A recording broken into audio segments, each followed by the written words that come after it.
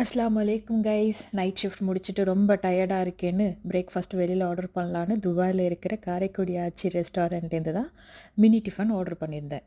என்னெல்லாம் வந்துச்சுன்னு பார்த்தா, ஒரு மசால் தோசை, அதுக்கு சைட் டிஷ்ஷாக சாம்பார், கார சட்னி, தேங்காய் சட்னி, அப்புறம் ஒரு வடை, ஒரு இட்லி, கொஞ்சமாக வெண்பொங்கல், அப்புறம் கொஞ்சம் கேசரி, தென் ஒரு ஃபில்டர் காஃபியும் கூட வந்துருந்துச்சு.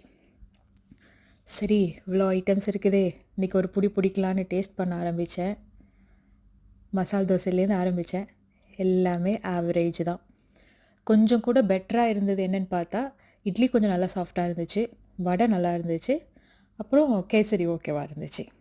மற்றதெல்லாம் என்ன ரொம்ப டிசப்பாயின்மெண்ட் பண்ணிடுச்சு. இங்கே உள்ள ஏஇடிக்கு எவ்வளோ ஆச்சுன்னு பார்த்தா, அது 13.50 திரஹம்ஸ். ஸோ இந்தியன் ருப்பீஸ்க்கு இட்ஸ் ஆல்மோஸ்ட் 320 ருப்பீஸ்.